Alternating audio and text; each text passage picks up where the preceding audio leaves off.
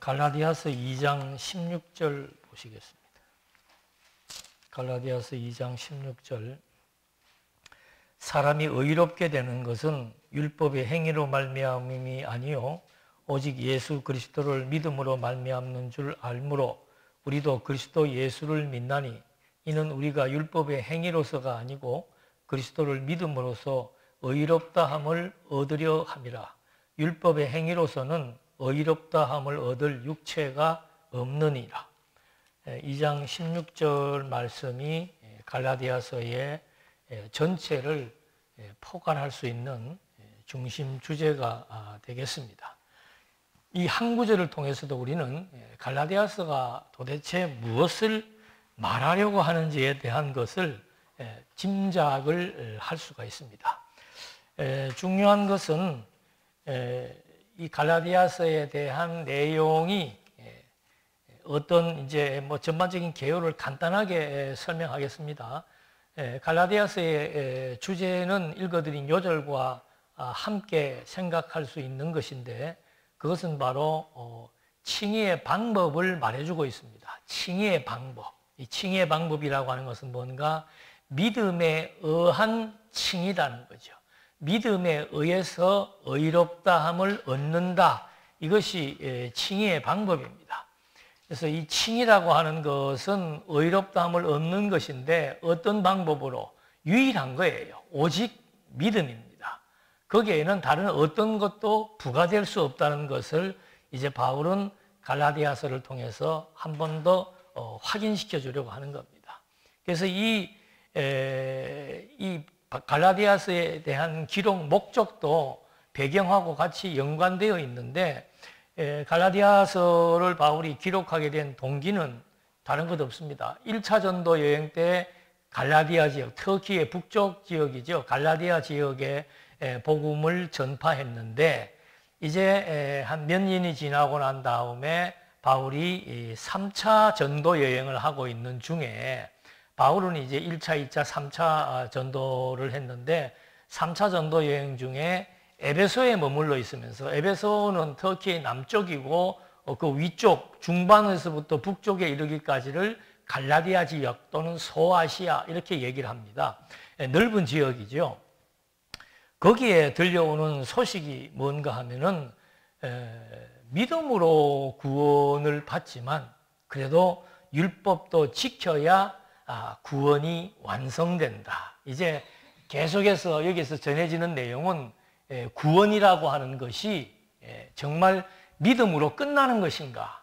그렇지 않으면은 이 구원이 가지고 있는 성질이 어떻게 뭐 죽을 때 가서 우리가 확인할 수 있는 것인가? 쉽게 얘기하면 그거에 대한 두 가지의 문제예요. 결국은 한국 교회도 구원은 믿음으로만 완성되지 않는다는 것이 대세입니다.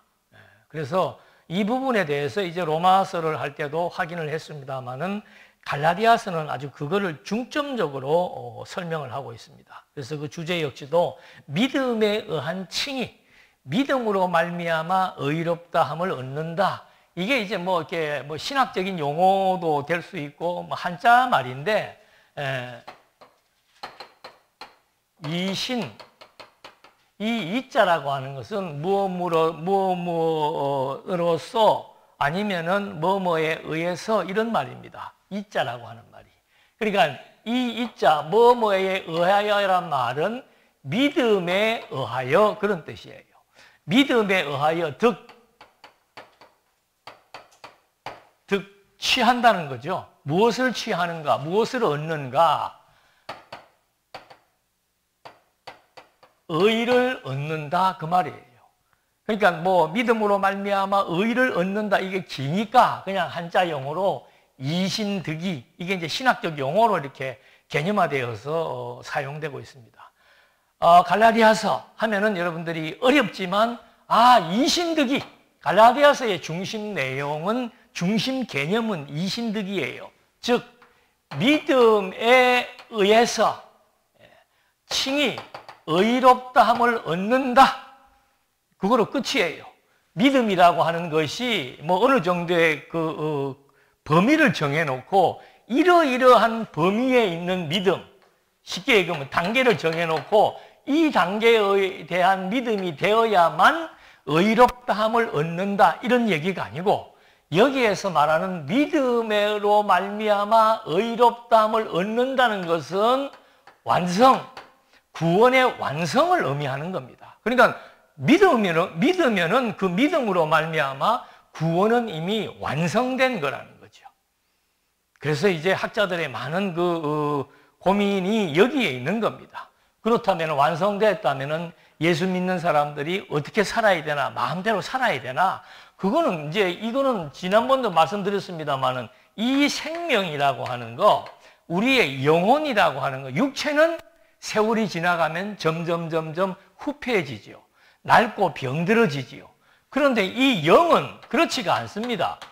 이 영은 날로 더 새로워지고 더 장성해지는 것이 영적 생명의 성질이에요. 그건 절대적인 겁니다. 끊임없이 이렇게 자라나게 돼 있는 거죠.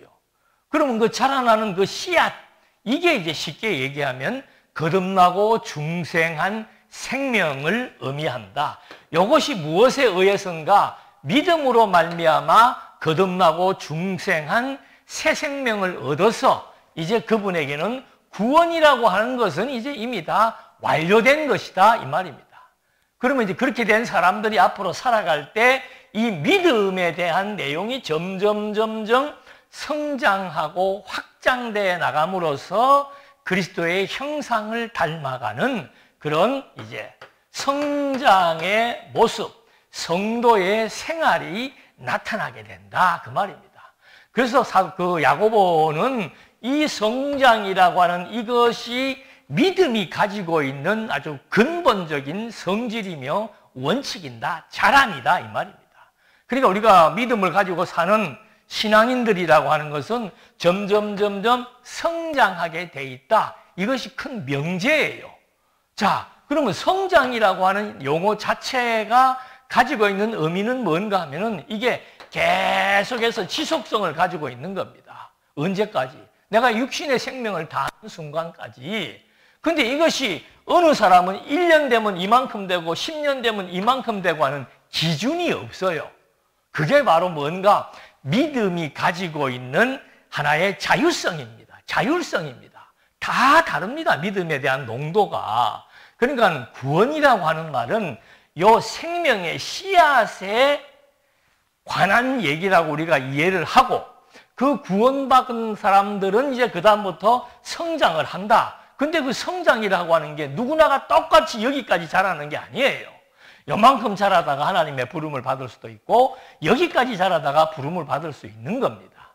그런 의미에서 우리가 이 믿음에 응한 칭이라고 하는 개념을 구원이라고 하는 주제와 결부시켰을 때 어떤 의미가 있는지를 정확히 인지하지 않으면은 예수 믿고 살면서도 늘 뭔가 모르게 꺼림칙하고 불안하기도 하고, 왜? 우리가 어떻게 죽을 때까지 신앙인으로서 한 번도 밖으로 외도하지 않고 정말 성실하게 늘 성장을 맛보면서 평생을 살 수 있는 사람이 어디가 있겠습니까?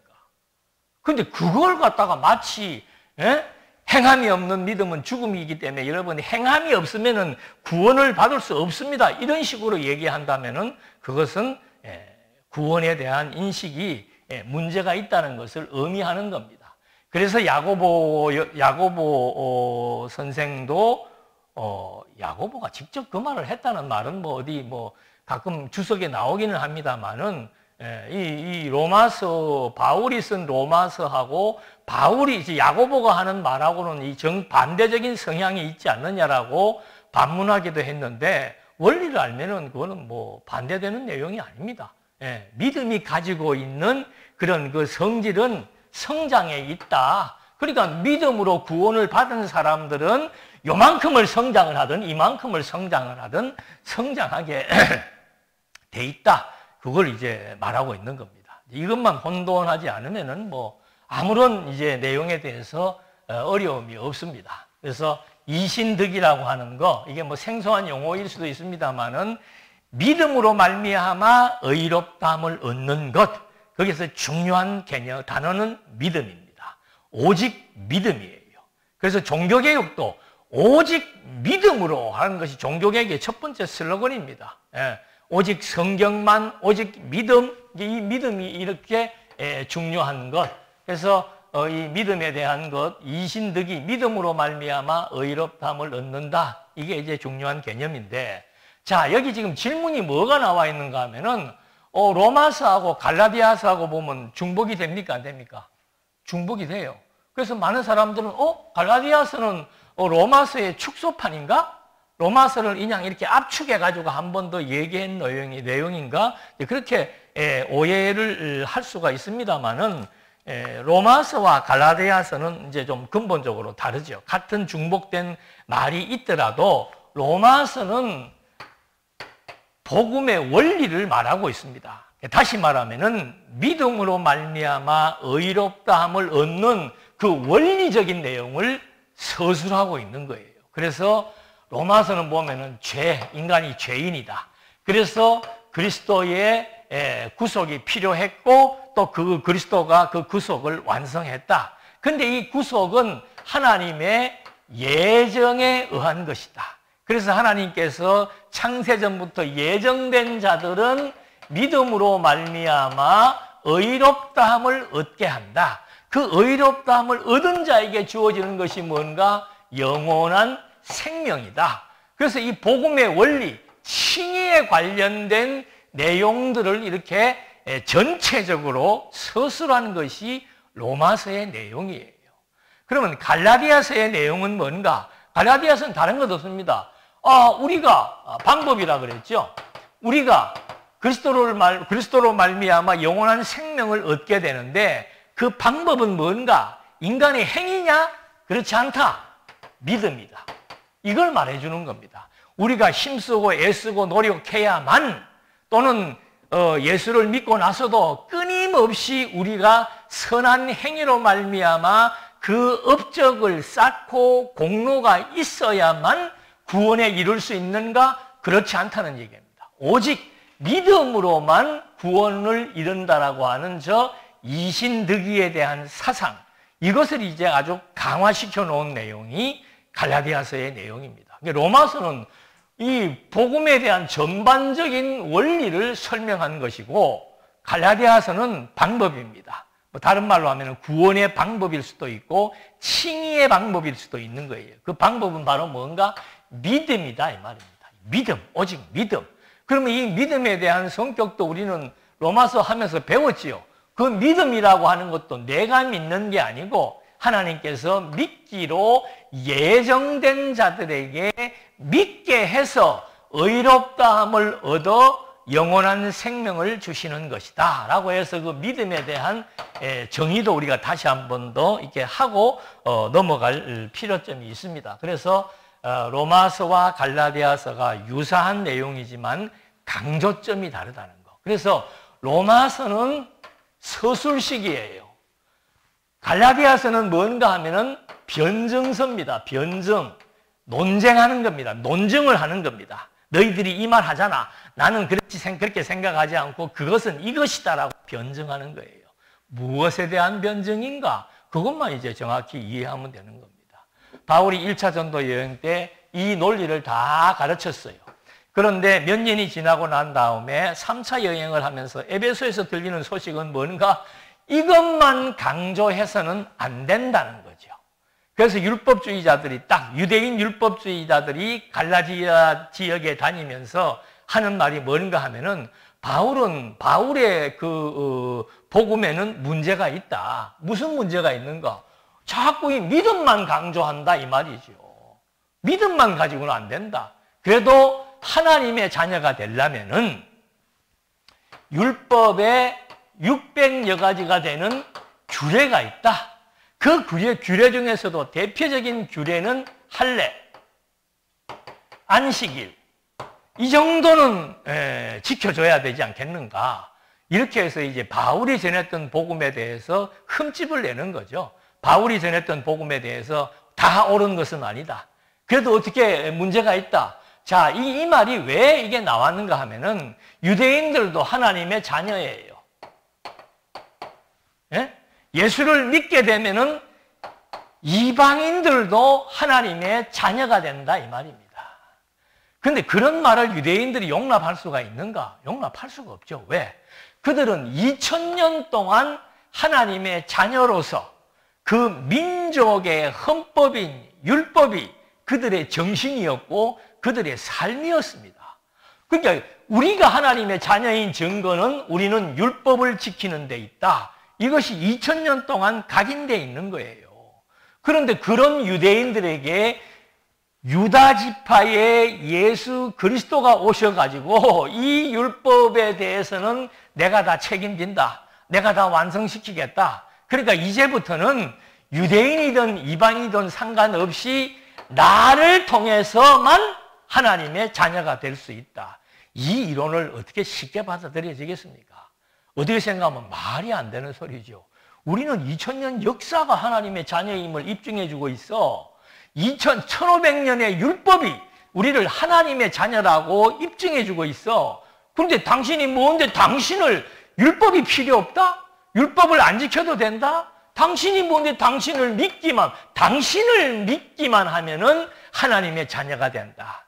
이게 오늘 우리들에게는 큰 문제가 안 될 수 있죠. 그런데 유대인들에게는 이게 정말로 용납하기 힘든 내용이라 이 말입니다. 그래서 그 시대에 예수님 때부터 마찬가지예요. 예수님 때부터 예수님이 계속 유대인들의 율법주의자들에 대해서는 아주 강한 어투로 반박을 하고 논쟁을 하기도 하고 자기 백성들을, 자기 제자들을 데리고 다니면서 계속해서 나를 믿으면은 하나님의 자녀가 된다. 그래서 사복음서는 그럼 당신이 누군데? 그걸 말해주는 거예요, 이 사복음서가. 내가 누구인지 핵심은 뭡니까? 당신은 누구예요? 당신이 하나님의 아들이라니까. 예? 하나님의 아들이라고 했을 때 유대 백성은 하나님이 인정해둔 아들이라면은 예수는 하나님의 뭐예요? 혈통이에요. 그냥 직접적인 하나님의 아들이다 이 말입니다. 하나님 아버지가, 이건 이제 삼이지요. 하나님 아버지가 아들에게 모든 것을 다 위임해 주었다. 그래서 이제는 아들을 통해서 아버지를 볼 수 있고 알 수 있고 믿을 수 있고 그렇게 되어서 이제는 그리스도를 통해서 모든 자들에게 그리스도를 통해서만 하나님의 자녀가 되는 권세, 특권을 준 것이다. 이게 이제 사복음서가 말하고 있는 핵심 내용이죠. 그 내용을 안고 바울이 또는 베드로가 12사도가 다니면서 예수가 누구인지에 대한 내용을 가리키고 그러므로 이 예수를 믿음으로 말미암아 하나님의 자녀가 되는 특권이 주어진다. 유대인들은 이렇게 1500년 동안 주어진 율법이 그들을 하나님의 자녀임을 입증해 주었다면은 지금은 율법이 하나님의 자녀임을 입증해 주는 것이 아니고 무엇이? 믿음이 하나님의 자녀임을 확증시켜 주는 결정적인 단서이다. 이 얘기를 지금 하고 있는 겁니다. 지금도요, 한국교회, 이 이제, 구원에 대해서도 보면은 딱 정해져 있어요. 믿음. 우리 개신교에서도 그렇게 많이들 합니다. 믿음 해놓고는 추가 항목이 있는 거예요. 믿음. 그 추가 항목은 뭔가? 행위가 나타나야 된다. 그 행위의 표준은 뭔가? 율법의 계명이다. 그러니까 믿음으로 말미암아 하나님의 자녀가 되었지만 율법의 행위를 통해서 이것이 어떻게 된다? 완성된다. 이렇게 얘기하는 거예요. 그래서 예수를 믿지만 당신이 구원받았는지 안 받았는지는 언제 가야 확실히 알 수 있는가? 언제 가야? 완성이라는 것은 이제 끝이에요. 끝. 죽음에 이르렀을 때 구원에 대해서 알 수가 있다는 어처구니 없는 얘기를 하고 있는 거예요.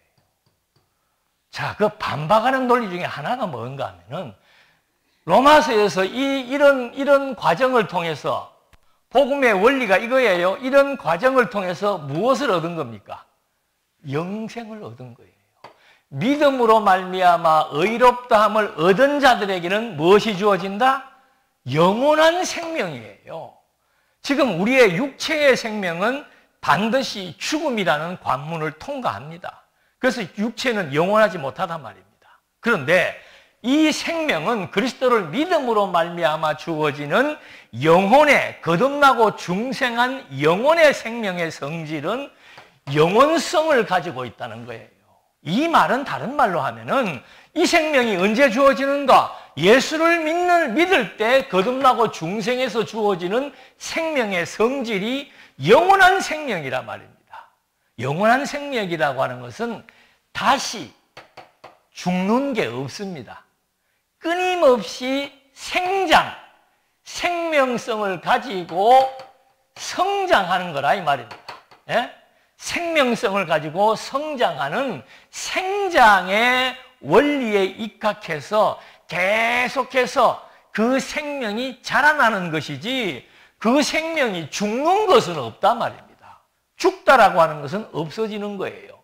그 말은 다른 말로 하면은 영원한 생명도 뭐가 될 수 있다? 무효가 될 수 있고 죽을 수가 있다. 그 말과 똑같은 얘기예요. 예. 그러면 믿음이라고 하는 것은 바로 영원한 생명을 취득했다는 사실을 의미하는 겁니다. 이 영원한 생명을 취득한 것은 이 생명이 영원한 생명이기 때문에 절대 중간에 번복되거나 사망하거나 다시 버려지거나 다시 죄와 사망의 늪으로 빠져들어갈 수가 없도록 되어 있는 것이 영원한 생명의 성질이라 이 말입니다. 이게 지금 굉장히 중요한 얘기를 하는 거예요. 이게 이제 여러 가지 의견이 분분한 거예요. 그래도 예수를 믿음으로만 구원을 얻습니까? 그러면 믿음으로 구원을 얻지 행위로 구원을 얻는가? 아닙니다. 믿음으로 구원을 얻었어도 그 믿음을 우리가 무엇으로 확정할 수 있는가? 표준되는 율법을 지킴으로 말미암아 내게 믿음이 있다는 것을 입증할 수 있습니다. 이런 논리가 나오는 거죠. 그래서 바울이 정말 막 나중에 저주를 받을지었다라고 하는 그런 아주 격앙된 용어를 사용하면서까지 이 부분에 대해서 단호한 얘기를 하는 것이 갈라디아서의 얘기입니다. 자, 이 정도 나오니까 사람들의 생각이 그러면 예수 믿는 그것으로 이제는 나는 완전한 구원에 이르렀네? 그렇다면 이제부터 나는 어떻게 살아도 되겠다. 내 마음대로 살아도 되겠다. 그래서 바울이 5장에 가서 성도의 자유란 무엇인가에 대해서 딱 못을 받고 있는 거예요. 육체의 기회로 삼지 마라. 육체의 종로, 이렇게 되었다고 해서 육체의 소욕대로 사는 것을 정당화하지 마라. 그 얘기를 하는 겁니다. 육체의 소욕대로 살면은 구원받지 못한다는 얘기가 아니고 육체의 소욕대로 사는 어리석은 행동을 정당화시키지 마라. 하나님의 자유는 그런 것이 아니다. 그런 얘기를 갈라디아서 5장에서 말해주고 있는 거죠. 그래서 이거 하나만 이제 우리가 정확하게 인지하고 있으면은 갈라디아서의 내용을 이렇게 읽어나가면서 난해한 구절에 대한 해석만 해도 충분한 거라 이 말입니다. 그래서 지금 이렇게 여기 나와 있던 축약인가 반복인가 또는 이제 그 다음에 두 서신서의 강조점은 뭔가 다른 것 없다 그랬습니다. 서신서의 강조점 이거는 선택에 의한 결과가 구원이라고 얘기해 주는 것이고 이거는 계시의 원칙이라고 하는 것은 그리스도의 계시라고 하는 것은 절대적이다. 그 말을 의미하는 겁니다. 이제 본문에서 바울이 그런 얘기를 하는 거죠. 내가 전했던 복음은 정말로 신빙성이 있고 정통성이 있는 것이다. 왜? 내가 계시의 원칙에 의해서 그리스도에 의한 변함없는 절대적인 유일한 계시를 내가 받아가지고 복음을 터득했기 때문에 이 계시의 원칙에 의한 믿음, 그리스도 계시에 의한 절대 변할 수 없는 그 믿음, 그것이 이제 강조점이 다르다고 얘기한 겁니다. 여기는 구원이라고 하는 전반적인 내용을 구속이라고 하는 전반적인 내용, 그걸 이제 한마디로 말해서 복음에 나타난 하나님의 의라고 얘기하는 겁니다. 의라고 하는 포괄적 개념, 칭의라고 하는 포괄적 개념과 원리를 설명하고 강조했다면은 갈라디아서는 한 가지만 강조하는 겁니다. 믿음. 그래서 3장과 4장에 가면은 믿음이냐 행위냐 하는 것에 대해서 몇 가지 내용을 가지고 아주 집요하게 논쟁을 벌이면서 율법주의자들에 대해서 잘못된 것을 아주 논리적으로 지적하고 있는 것을 확인해 볼 수 있는 겁니다. 그래서 이 본서의 핵심 쟁점은 이신득인데 이거를 설명하는 방식이 복음이냐 율법이냐, 믿음이냐 행위냐, 은혜냐 대가냐, 이런 이제 서로 대조하는 두 개의 개념들을 양립해 나가면서 오직 믿음이다, 믿음으로 말미암아 의롭다함을 얻는 것이다, 여기 하나 부과한다면은 믿음으로 말미암아 의롭다함을 얻은 생명은 어떤 생명이다? 영원한 생명이다. 그 생명은 언제 얻는가?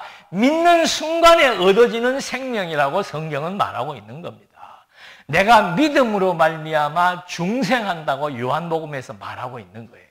나를 믿음으로 너는 중생한다, 거듭나고 중생한다 라고 하는 이론이죠. 그래서 믿을 때 이미 이제 우리의 생명은 죄와 사망에 있던 생명이 의와 생명으로 변화되어 버린, 완전히 전환되는, 완전히 탈바꿈하는, 그것이 로마서 8장에서 하는 얘기잖아요. 그래서 믿음이 가지고 있는 다양한 중요한 개념 중에서 이 생명, 우리가 중생이라고 하는 거듭난 생명은 언제 얻게 되는가? 바로 믿음의 순간에 얻어지는 것이다. 그 말을 여기서 이제 하나 덧붙여야 되는 거죠. 그래야 이런 얘기가 안 나오는 겁니다. 우리는 내가 믿음이 있는지를 확증하려면은 물론 내 삶의 변화, 태도를 통해서도 확증할 수 있지만 가장 근본적인 확증은 내 심중에 그리스도에 대해서 확실한 믿음이 내 심중에 있다는 거예요.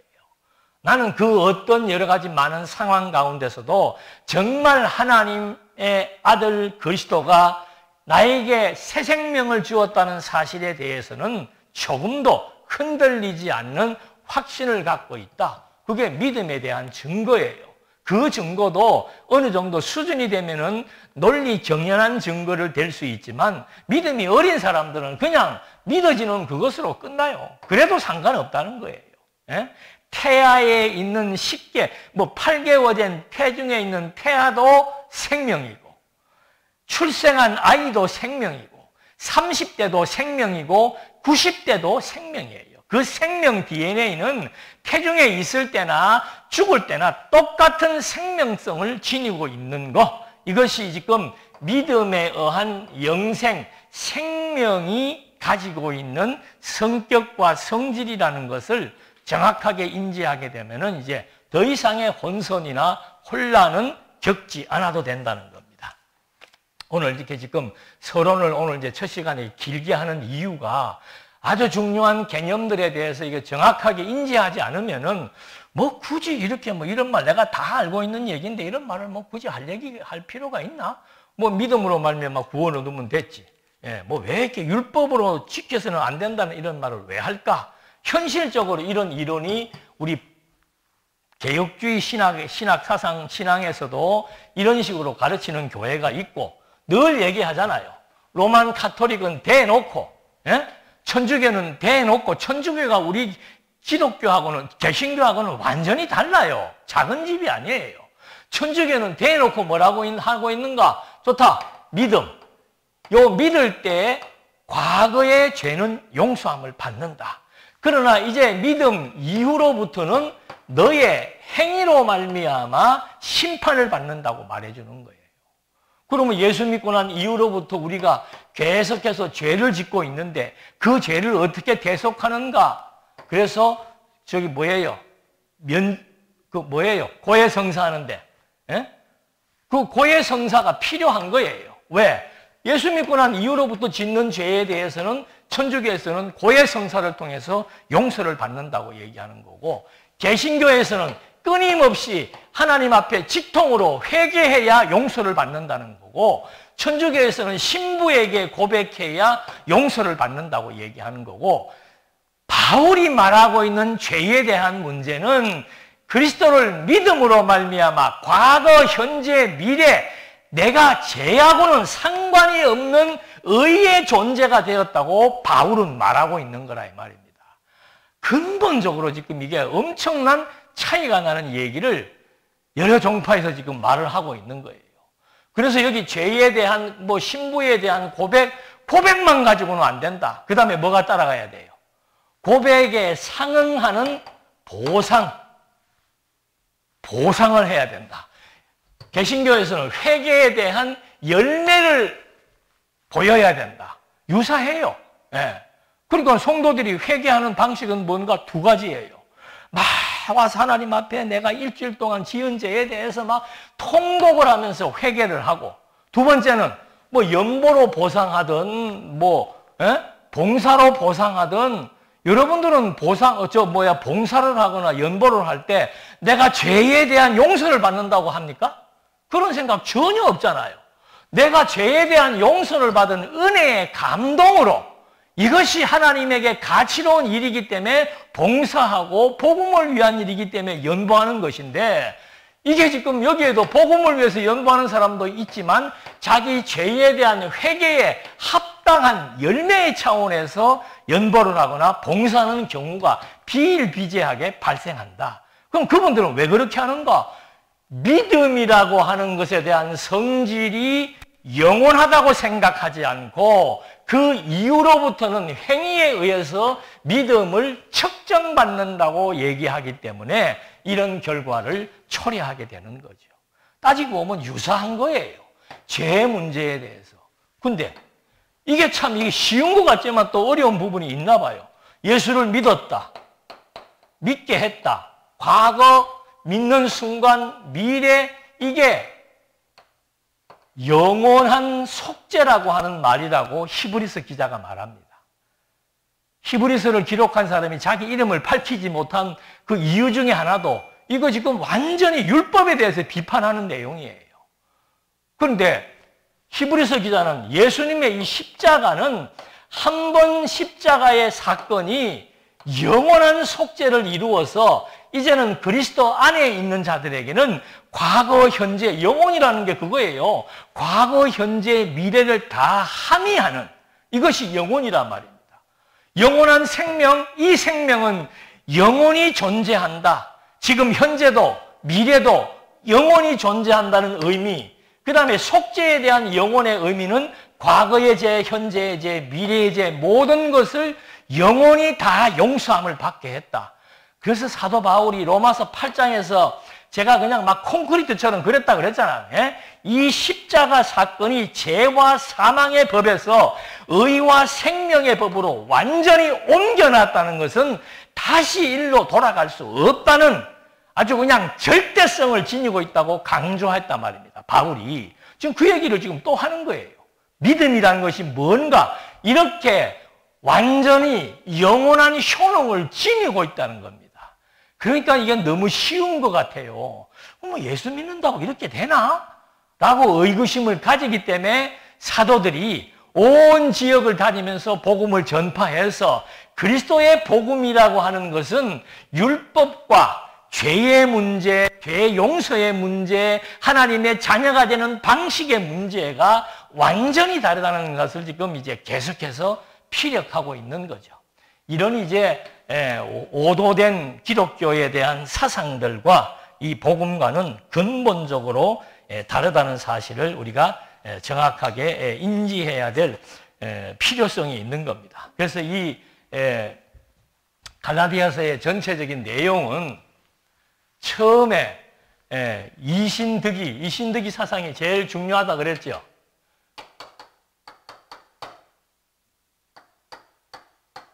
이신득이 사상이 제일 중요한 중심 개념인데, 그래서 제일 먼저는 이신득이에 대한 당위성, 반드시 그래야 된다. 구원이라고 하는 것은 믿음으로 말미암아야만 획득할 수 있는 것이다.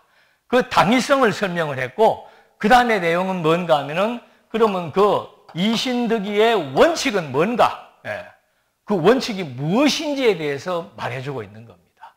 그 원칙은 다른 것 없습니다. 오직 여기서도 오직 믿음이고, 당위성도 믿음으로만 영원한 생명을 얻는다. 믿음에 의해서만 이 생명이 주어진다는 사실을 확인할 수 있다. 그 다음에 마지막에는 그 이신득의에 대한 적용사항을 설명해 주고 있는 거죠. 적용은 다른 것 없습니다.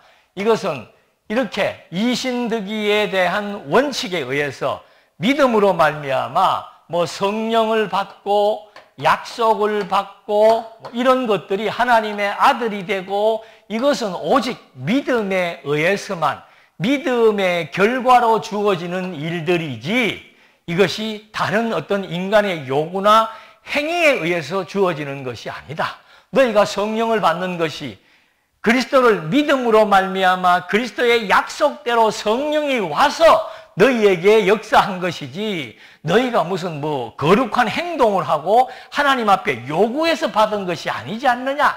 너희가 하나님의 자녀로 약속된 이것이 너희의 행위로 말미암는 것이냐, 믿음으로 말미암는 것이냐. 하나님의 자녀가 되는 것이 행위냐 믿음이냐, 그 얘기를 다 얘기해 주었어요. 그러니까 믿음이라고 하는 것이 만사 형통이구나. 복음에는 믿음만 알면 되는구나 라고 믿음의 개념에서 머무를까 봐 그 다음에는 믿는 사람들의 삶의 자세와 태도에 대해서 마지막 부분에서 언급을 해주는 거예요. 그러니까 여러분, 성경은요 어느 한 부분만 설명하면 안 되죠. 성경은 완전한 구조 체계를 가지고 있고 논리를 가지고 있기 때문에 끝부분에 가보면 반드시 믿음에 의한 행위, 믿음에 의한 생활이 무엇인지에 대해서 정확하게, 아주 그냥 바울은 육체의 소욕과 성령의 소욕이 어떤 것인지를 마지막 부분에 가서도 여기서는 율법과 믿음을 대조시켜서 설명을 했다면은 여기는 육체의 소욕과 성령의 소욕을 대조시켜서 믿음은 의롭다함을 얻는 것은 믿음으로 말미암는다. 왜? 그것이 그리스도로부터 주어진 계시, 그리스도로부터 주어진 진리이기 때문에 그건 당연한 것이다. 그 다음에 그 원칙은 뭔가 철저하게 대조시키면서 행위로 주어지는 것이 아니고 하나님께서 베푸신 믿음으로 말미암는 것이다. 그러면 믿음으로 말미암는 사람들의 삶은 어떤 표준에 의해서 살아가는가? 성령의 소욕에 의해서 살아가는 거예요. 예. 우리에게는 육체의 소욕도 있고 성령의 소욕도 있지만 육체의 소욕을 자유라고 방임하는 것이 아니고 성령의 소욕에 의해서 살아가게 되는 그 믿음의 힘, 우리들의 생활의 동력이 되는 믿음의 작용은 성령의 소욕에 의한 성령의 열매를 맺게 한다. 이것이 지금 이제 바울이 갈라디아서 전반을 통해서 말하고자 하는 내용들입니다. 그래서 전반적으로 오늘 사실은 1장을 하려고 그랬는데 중요한 개념이 지금 이렇게 생각이 나서 이걸 한 번 더 정리를 해야만, 지금 여러분들은 제 얘기만 자꾸 들으니까 그런갑다 할 수 있지만은 조금 밖에 나서 다른 분들 얘기 한번, 다른 교회 다니시는 분들에 대해서 구원관에 대해서 한번 얘기를 들어보십시오. 10명이면 8명 정도는 다 이 얘기합니다. 그리고 우리가 천주교하고 무엇이 어떻게 다른지를 정확히 인지를 못하고 있어요. 그렇기 때문에 이런 지금 믿음이 가지고 있는 믿음에 대한 그 개념이라고 하는 것이 정말 무엇인지에 대해서 정확히 서론적으로 인식을 하시고 다음 시간부터 1장 1절로부터 하나하나 내용들을 확인하게 되면은 정말 구원은 오직 믿음으로만 가능한 것이었구나 라고 하는 이신득의 사상에 대한 확립을 정확히 달 수 있다고 우리가 확인할 수 있습니다. 기도하시겠습니다. 은혜와 사랑이 풍성하신 하나님 아버지, 믿음이라고 하는 것이 어떠한 성격을 지니고 있는 것에 대해서 이제 우리는 갈라디아서를 통해서 바울이 정언한 내용들을 확인해 나가며 정말 믿음이 가지고 있는 성격은 절대적인 성격이고 그 믿음은 우리들로 하여금 선한 행위를 하도록까지 역사한다라고 하는 두 가지의 의미를 다시 한번 되새기면서 오늘 우리를 창세 전부터 선택하신 하나님의 은혜가 오늘 그리스도의 사건을 통해서 믿어지게 하셨고 믿은 우리에게 새 생명을 주어서 하나님의 자녀로서의 아름다운 삶을 영위해 나갈 수 있도록 섭리하신 하나님의 은총 앞에 다시 한번 감사드리며 예수님의 이름으로 기도드립니다. 아멘.